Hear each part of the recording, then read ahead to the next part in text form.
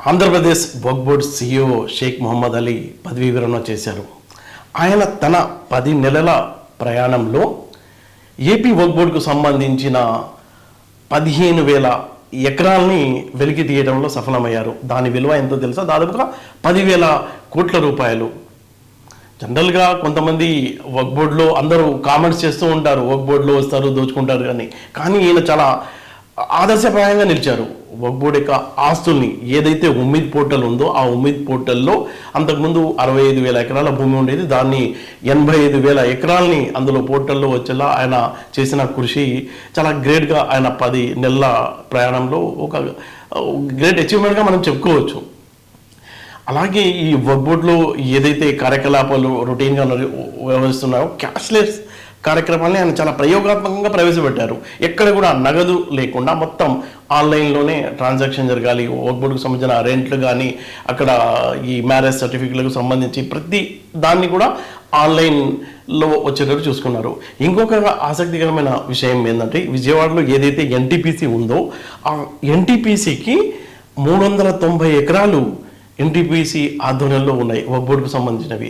1997 నుంచి ఎవరు దాని గురించి అస్సలు పట్టించుకోలేదు.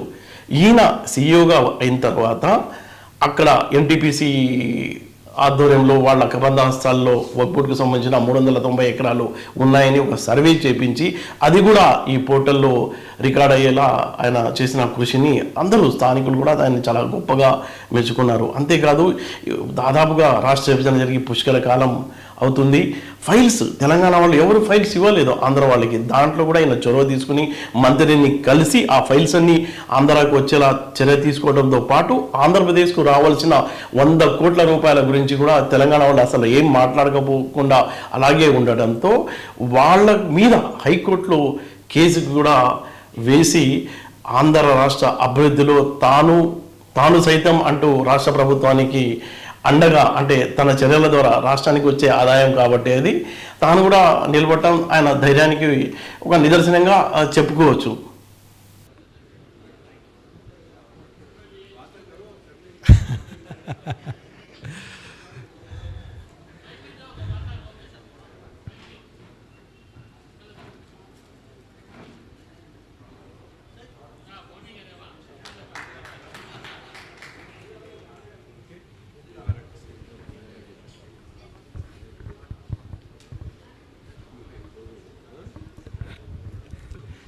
अस्सलाम वालेकुम.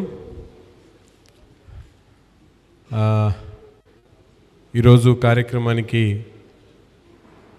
ముఖ్యంగా మా సీఈఓగా పనిచేస్తున్నటువంటి మొహమ్మద్ అలీ గారు రిటైర్మెంట్ ఫంక్షన్ అంటే ఎందుకంటే short time we're work with him with a short time just 6 months ఆయనతో కలిసి పనిచేయడం. లాస్ట్ 1 year నుంచి అనేక డెసిషన్స్లో మా అందరికి కూడా ఎంతో సహకరిస్తూ ఈరోజు ఎందుకంటే ఒక చిన్న స్థాయి స్టెనో దగ్గర నుంచి మొదలుపెట్టి డెడికేషన్తో ఆయనకున్నటువంటి కమ్యూనిటీ మీద ఉన్నటువంటి మంచి అభిప్రాయంతో నిరంతరం కూడా వక్ఫ్ బోర్డు ద్వారా అనేక సేవలు చేస్తూ ఈరోజు ఒక సీఈఓ పొజిషన్లో రిటైర్ అవ్వడం అనేది చాలా గొప్ప విషయం. మా గుంటూరు వాసిగా ఆయనకి మనస్ఫూర్తిగా అభినందిస్తూ తప్పకుండా రాబోయేటువంటి రోజుల్లో ఆరోగ్యంగా ప్రశాంతంగా మరింత సేవ చేస్తూ కమ్యూనిటీకి ఇంకో రకంగా కూడా సేవలు అందించాలని చెప్పి మనస్ఫూర్తిగా కోరుకుంటూ ఎంతో ఓపికతో ప్రతి ఒక్క దానికి కూడా ఆన్సర్ చేసేటువంటి మంచి అలవాటు మా సీఈఓ గారికి ఉంది.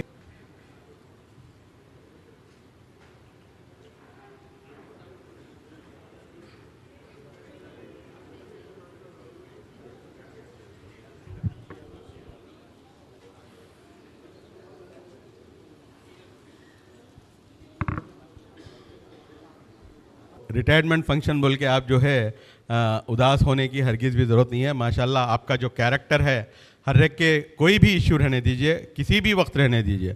और मैं जहाँ तक जानता हूँ मेरे को अल्लाह के फजल से 4 से 5 मरतबा नींद में से भी उठाए सो दिना मेरे को याद है. सो गए तो भी नींद में से भी उठा के जो है जवाब देते. तो एक ओहदेदार जो है एक ज़िम्मेदारी के साथ एक ज़िम्मेदारी समझकर अपनी बात को जो है कोई भी फ़ोन करे उसको जो है वही प्रॉपर अंदाज में जो है जवाब देना, यह सबसे बड़ी खूबी होती.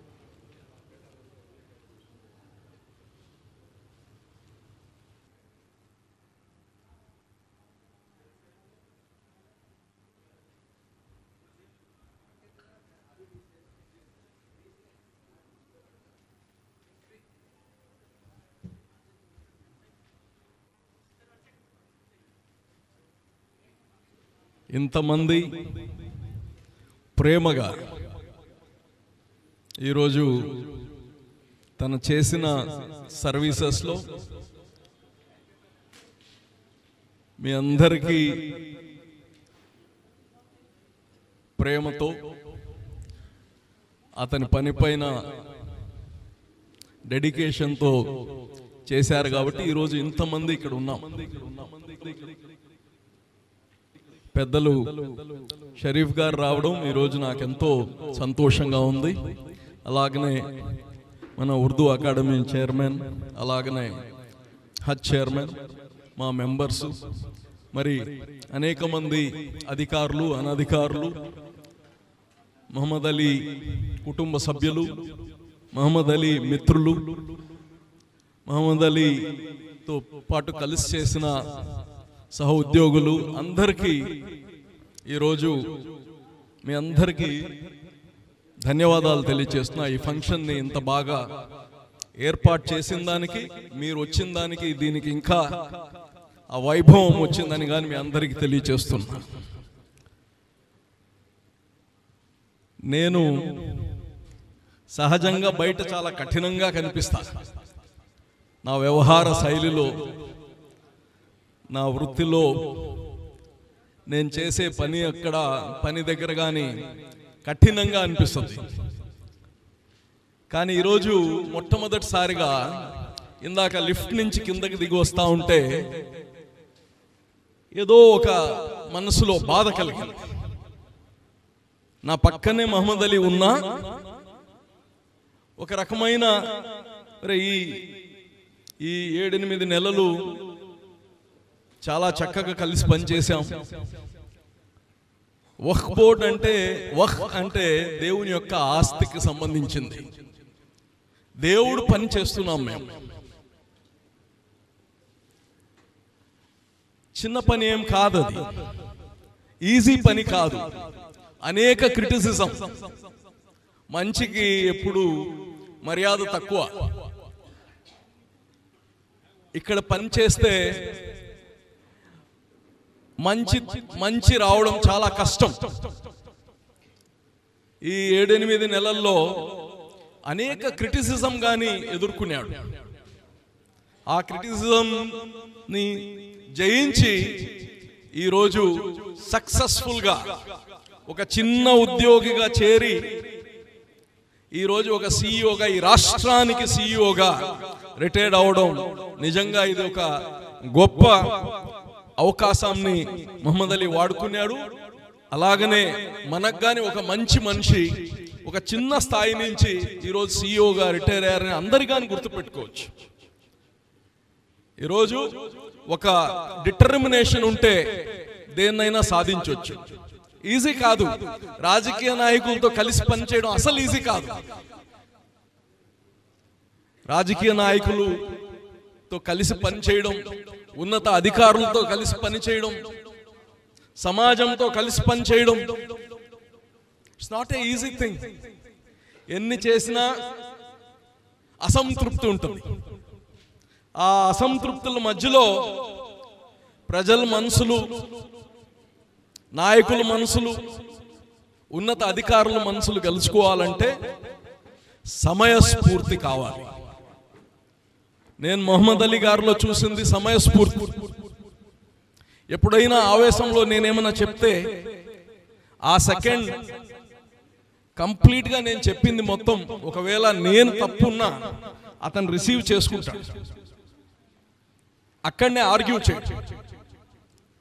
ఒక 5 నిమిషాల తర్వాత ఒకవేళ నేను చెప్పింది ఇది కాదు, ఇలాగ చేయడం కరెక్ట్ సార్ అంటే మళ్ళా అర్థమయ్యేటట్టు చెప్పగలిగే సమయస్ఫూర్తి ఉండే వ్యక్తి, హిక్మత్ ఉండే వ్యక్తి అని కానీ మీ అందరినీ తెలియజేస్తున్నా. ఇక్కడ చాలా మంది ఎంప్లాయీస్ ఉన్నారు. ఏదైనా ఒక విషయంలో రియాక్ట్ అవ్వకూడదు, రెస్పాండ్ కావాలి. రియాక్షన్ కి రెస్పాండ్ కి చిన్న తేడా. రియాక్షన్ ఏంది? ఒక గోడ పైన బంతి కొట్టినట్టే, దానికి ఇంకా ఏం తెలియదు, మీరు ఎట్ట కొడితే అటు వెనక్కి వస్తుంది. రెస్పాండ్ కావడం ఆచితూచి దాన్ని రెస్పాండ్ చేయడం, దాన్ని మళ్ళా జవాబు ఇవ్వడం. ఇవి ఎంప్లాయీస్గా ఉండేవాళ్ళు మీకు, అలాగనే ప్రజల్ని రిప్రజెంట్ చేస్తున్నాం కాబట్టి మాకు కానీ ఆ భగవంతుడు అల్లా హిక్మత్ ఇయ్యాలని కానీ కోరుతున్నా. అయితే అనేక కార్యాచరణ వక్ఫ్ బోర్డు మహమ్మద్ అలీ వచ్చిన తర్వాత కొన్ని మైల్ స్టోన్స్ తీసుకున్నాం మేము. వక్ఫ్ అనేది మన పూర్వీకులు సమాజం కోసం, సమాజం సేవ కోసం ఇచ్చిన ఆస్తుల్ని పరిరక్షించే ఒక బోర్డు. ఈ ఆస్తుల్ని పరిరక్షించడమే కాదు, పరిరక్షించి అందులోంచి ఆదాయ వనరులు పెంచి పేదవారికి, పేద ముస్లిం సమాజానికి దాని ఫలాలు అందించడం వక్ఫ్ బోర్డు యొక్క కార్యాచరణ. ఇప్పుడు దాకా మా స్థలాలు ఎక్కడున్నాయో ఎతుక్కునే దానికే సరిపోయింది. గత ఆంధ్రప్రదేశ్లో, ఉమ్మడి ఆంధ్రప్రదేశ్లో విడిపోయిన తర్వాత ఇప్పటికి అక్కడి నుంచి ఫైళ్లు తెచ్చుకునే పరిస్థితి లేదు.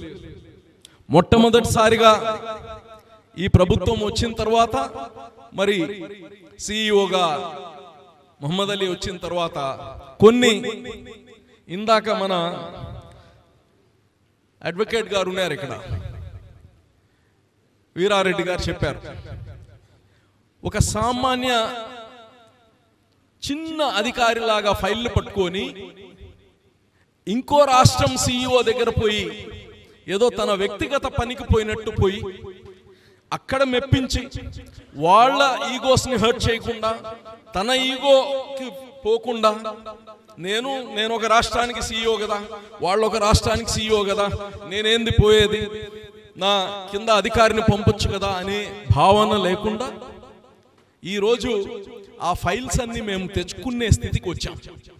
ఉమీద్ పోర్టల్లో మేము చేయగలిగామంటే ఈరోజు కొన్ని ఫైల్స్, దాదాపు 2000 ఫైల్స్, 2400 ఫైల్స్ అక్కడనే ఉన్నాయి. ఒక వ్యక్తిగత పరిచయం వల్ల అక్కడ ఉండే ఫైల్స్ డేటాని వాళ్ళ పర్మిషన్ తీసుకొని, అక్కడ ఉండే ఫైల్స్ ని ఫిజికల్ గా ఎత్తుకెళ్ళడానికి వాళ్ళు పర్మిషన్ ఇవ్వలే. ఆ ఫైల్స్ ని అక్కడ వాళ్ళ వ్యక్తిగత పరిచయంతో, వ్యక్తిగత పర్మిషన్తో చూసుకొని అవన్నీ తెచ్చి మనం ఇక్కడ అప్లోడ్ చేయడం జరిగింది. గతంలో 65,000 ఎకరాలు ఉన్నాయని చెప్తునింది.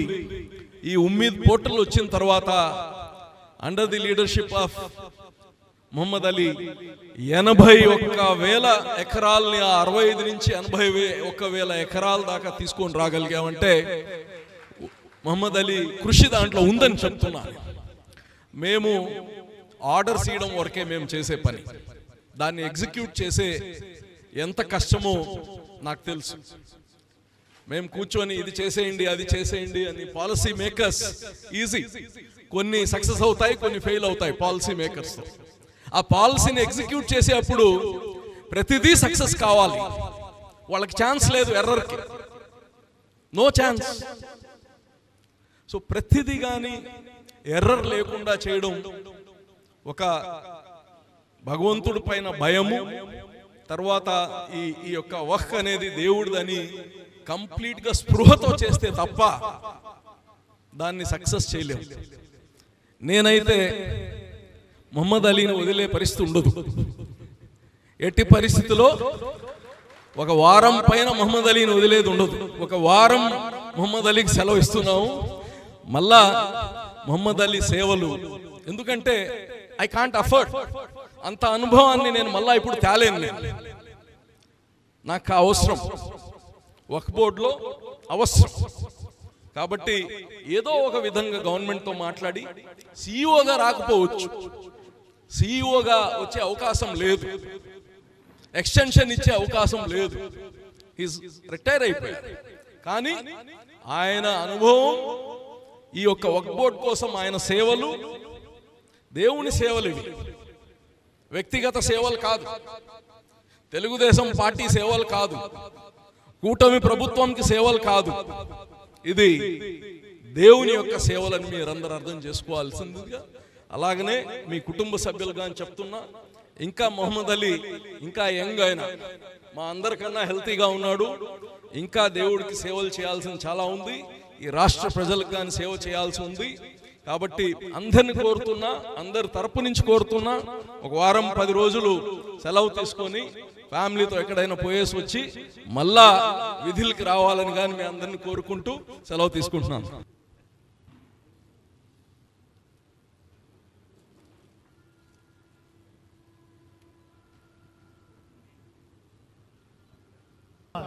ఆనాడు మారుమూల స్థలాలు కావచ్చు, కానీ ఈనాడు అభివృద్ధి చెంది గ్రామాల్లో, పట్టణాల్లో మరి నడిబొడ్డున వచ్చిన స్థలాలు, వందల వేల కోట్ల రూపాయలు మరి విలువన్న స్థలాలు. కాబట్టి ఈ స్థలాల్ని పరిరక్షించడం అంటే అల్లా యొక్క ఆస్తికి మీరు మరి కస్టోడియన్ లాగా ఉండి చేస్తున్నారన్నమాట. ఒక దైవభక్తుడు ఒక విషయం ఈ సందర్భంగా వక్ఫ్ బోర్డులో ఉద్యోగస్తులందరూ అర్థం చేసుకోవాలి. ఆయన భోంచేసిన తర్వాత పళ్ళ మధ్యన తిన్న ఆహారం ఇరుక్కుందని, ఏదైతే అక్కడ చీపురు ఉందో, మసీదులో చీపురు ఉందో, ఆ చీపురు పొల్లని తీసుకొని చేయబోయి, అయ్యో ఇది అల్లా ఆస్తి, ఇది మసీద్ ఆస్తి, నేను దీన్ని వినియోగించుకోకూడదని భయపడి ఆ చీపురు పుల్లను కూడా తీసుకోవటం కూడా రేపు అల్లాహ్ తాలా నన్ను అడుగుతారు అని భయపడిపోయి ఆ దైవభక్తుడు ఆయన భయపడిపోయి చీపురు పుల్లనే ఆయన చేయి ముట్టకుండా మరి వదిలేశారంటే, ఈనాడు ఎవరైతే ధర్మకర్తలు ఉన్నారో, ముతవల్లీలు ఉన్నారో, చైర్మన్లు ఉన్నారో, మసీదులు కానీ ఈద్గాలు కానీ ఈ వక్ఫాస్తుల్ని పరిరక్షించే వాళ్ళు ఈ స్థలాలు పరిరక్షించడంలో ఎంత బాధ్యతగా, ఎంత భయంగా, ఎంత భక్తిగా ఉండవలసిన అవసరం ఉందో ఈ సందర్భంగా మనం గుర్తు చేసుకోవాల్సిన అవసరం ఉంది. కాబట్టి ఇది పుణ్యానికి సోపానం.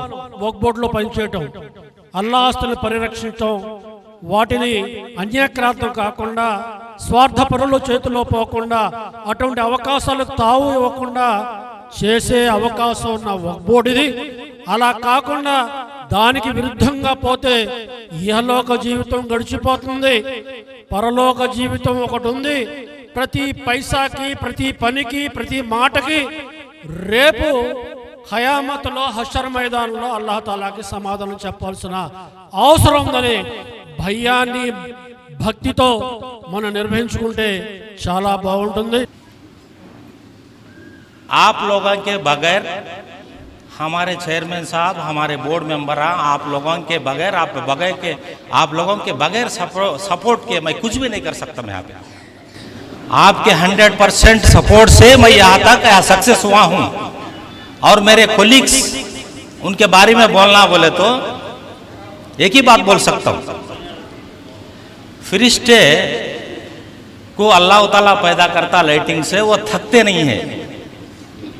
वैसा मेरा स्टाफ भी थकता नहीं है, रात दिन काम करने वाले हैं वो। आप महसूस करें तो बखर मालूम होता नहीं है बात, आप करना, एक दिन बैठना इनके काम के लिए। हालांकि बाहर रह के आप बदनाम करना, वक्फ बोर्ड को जो बदनाम जो कर रहे हैं, ये मुझे समझ में नहीं आ रहा था। अगर आप आके एक दिन बैठ के हमारे स्टाफ का काम देखे, वक्फ बोर्ड का काम देखे, तो उल्टा आप शर्मिंदा फील होंगे। अब बदनाम होने के लिए हमारे पास क्या है? प्रॉपर्टी मुतवल्ली के कब्जे में, मैनेजिंग कमेटी के कब्जे में 97% मुतवल्ली मैनेजमेंट कमेटी के अंडर में कब्जा हुआ। तो पहले उन रिएक्ट होना, उन हमारे को रिपोर्ट करना। अब आप सोचिए कहाँ तक इंसाफ हमारे को बदनाम करना। और मैं ये समझता हूँ, आपको पूरे को पता है, Waqf is a permanent dedication in the name of Allah. The moment you dedicated your property, movable or immovable property, that becomes, you relinquishes your rights. आप कुछ भी नहीं रहते, सब अल्लाह के नाम पे रह जाते। अब अल्लाह ताला ये प्रॉपर्टी को बचाने के लिए अल्लाह ताला has selected us as a security guards to his properties. The moment he Allah Ta'ala selected you as a security guard to his property, now you became a special person before his eyes. उनके नज़र में आप एक special बन गए। Now आपका हर एक का भी ख्वाहिश है जन्नत को जाना, मेरा भी ख्वाहिश है जन्नत को जाना, अच्छे काम करना। यहाँ पे जब आपको सिक्योरिटी गार्ड के ड्यूटी बहुत अच्छी तरीके से अगर कर रहे तो आपको यहाँ जन्नत को जाने के वास्ते आपको 100% चांस है। मैं उसी तरीके से काम करता हूँ जो अल्लाह को खुश करने के लिए करता हूँ। मैं अब तक का करा हूँ, इंशाअल्लाह करते रहूँगा। अब जो ऑफिसर्स जिसके अंडर में मैं जो करा, एक एक का जो स्टाइल ऑफ फंक्शन देखते आया, इधर स्पेशल ऑफिसर, उधर चेयरमैन, फिर आईपीएस, फिर चेयरमैन, डिफरेंट सोच के लोग। मैं पूरा ऑब्जर्व करते रहता हूँ कौन कैसा ऑनेस्टली कर रहे, कैसा कर रहे, इनका स्टाइल क्या है, इसकी वजह से क्या होता। लास्ट जाके एक ही एक चेयरमैन साहब मुझे मिले हैं, जैसा एक आईएएस ऑफिसर सोचते उनसे बढ़कर सोचने वाले एक ही चेयरमैन मुझे मिले हैं। वो मेरा किस्मत है, वो मेरा रिटायरमेंट में मिलना। अब आप ऑनरेबल सीएम साहब मीटिंग में परसों शरीफ साहब भी थे, हम भी गए थे। आईएएस ऑफिसर्स को कुछ प्रेजेंटेशन दे रहे तो उन्होंने बोले थे ఇన్నోవేటివ్గా ఆలోచించండి అయ్యా, ఆ ఆలోచించే వాళ్ళల్లో మా అజీజ్ గారు ఒకళ్ళని నేను గర్వంగా చెప్పుకుంటున్నాను.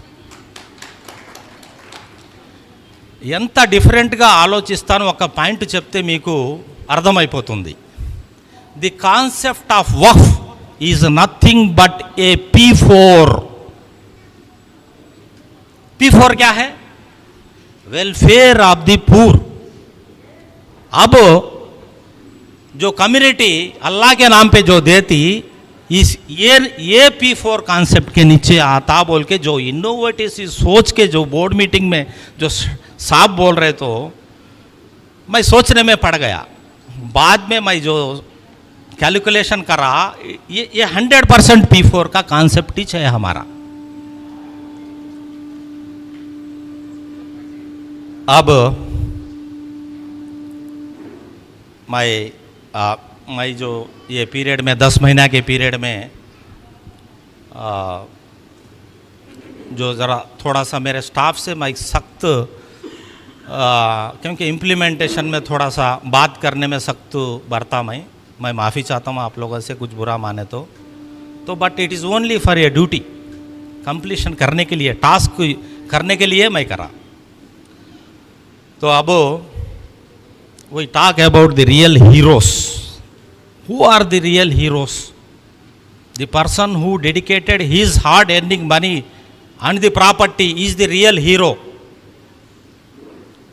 In the sense of अल्लाह के सामने रियल हीरोस है. जैसा आप एजुकेशन डे रखते, फादर्स डे रखते और मदर्स डे रखते, मेरा रिक्वेस्ट है ऑनरेबल बोर्ड से, आप भी वाकिफ का एक डे रखिए.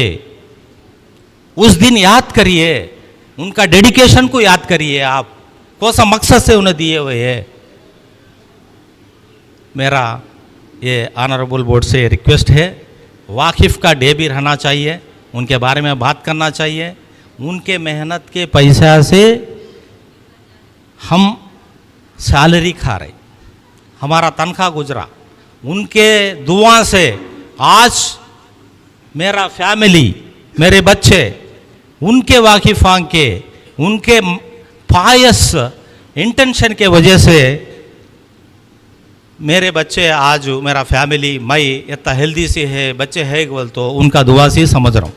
करे मेरे सक्सेस के पीछे मेरे ऑनरेबल मिनिस्टर साहब, मेरे सेक्रेटरी साहब, एंटायर माइनॉरिटीज़ का डिपार्टमेंट और मेरे स्टाफ, मेरे well wishers,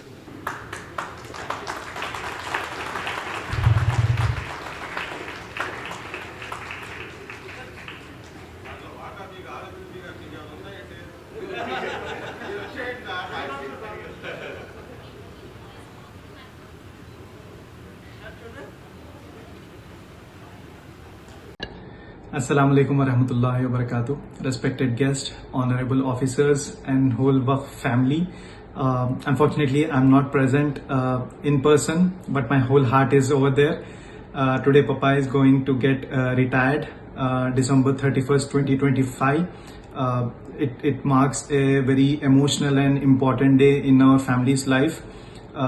It is not just the end of a job, it's about completing a long journey of service with full of dedication, hard work, responsibility, and of course with patience.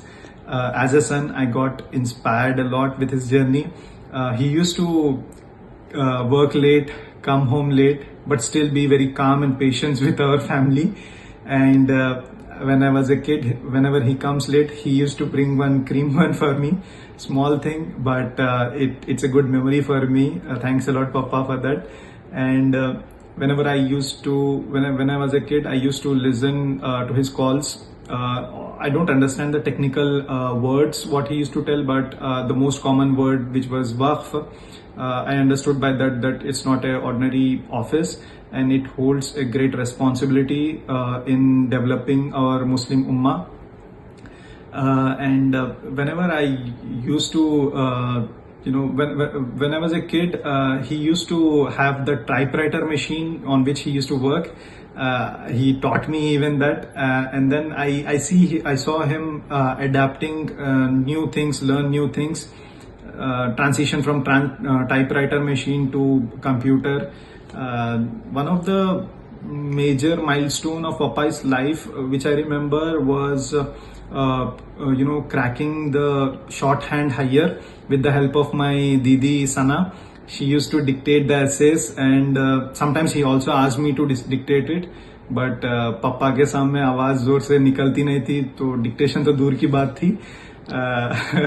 और कभी travel करे, जब पापा के हाथ में कभी भी एक बुक रहता था, जो मैं नोटिस करा, वो उसका बुक वक्फ एक्ट बोल के बुक था. हमेशा वो पढ़ते रहते थे, और his loyalty, his commitment, his hard work has shaped my life, alhamdulillah. Whenever I have to take any decision in my life, I always think that what would Papa do in my position, Papa कैसा सोचते थे अगर मेरे position में रहते थे तो, and that's how I take decisions, and that's how I try to think like him. And he always says that वक्फ जो अल्लाह, नेक लोग जो अल्लाह के राह में लैंड्स, प्रॉपर्टीज, पैसा डोनेट करे थे, उसको रेस्पॉन्सिबली मॉनिटर करके मुस्लिम उम्मा और अल्लाह के राह में खर्च करने, बेटरमेंट के लिए खर्च करने, बेटरमेंट के लिए प्लान करने वाला रेस्पॉन्सिबिलिटी वक्फ बोर्ड का है. और आई थिंक अल्हम्दुलिल्लाह पापा has done a great job in it. And I wanted to share one couple of incidents, interesting incidents of Papa's life. Before joining Waqf Board, he did a lot of things. Agriculture was one of his favorite job. I got to know that he also started one shop. एक दुकान खोले थे जिसमें fruits, चाय और coconut water बेचते थे. I don't know how he did it. Then later he wanted to become a police officer. But fortunately, alhamdulillah, he did not get selected. Maybe because of exam, or maybe because of the training. Maybe that's the reason why he took fitness so seriously, that those who know Papa knows that he does lot of walking and exercises, mashallah. And the reason why I told you these incidents is like it is Allah who chooses whom He wills. He chooses the one who's gonna serve the ummah. Allah के काम के लिए किसको choose करना है वो अल्लाह की मर्जी है. अपने को अगर अपने को करना बोल के भी रहता, बट वो अपॉर्चुनिटी लोगों को नहीं आता. I truly believe that each and every Waqf board employee who is working for Waqf board and who is working in Waqf board, they are chosen by Allah, alhamdulillah, mashallah, and you guys are doing an excellent job. Keep continue doing it, inshallah, and I would like to thank each and every one of you, starting from Minority Minister to Chairman Saab, then Waqf Board staff members, attenders, drivers, each and every one. Without your support and contribution and cooperation, my father could not have done this or achieved this. Thank you a lot. We thanks a lot. Alhamdulillah, may Allah accept all the efforts from each and every one from Waqf Board. And in the last, our family, our grandfather, Sheikh Salam Sahib and Azim Khan, on behalf of our family, we are all proud of you, Papa. Alhamdulillah. And your grandson, Sheikh Muhammad Sulaiman Ali, who proudly carries your name.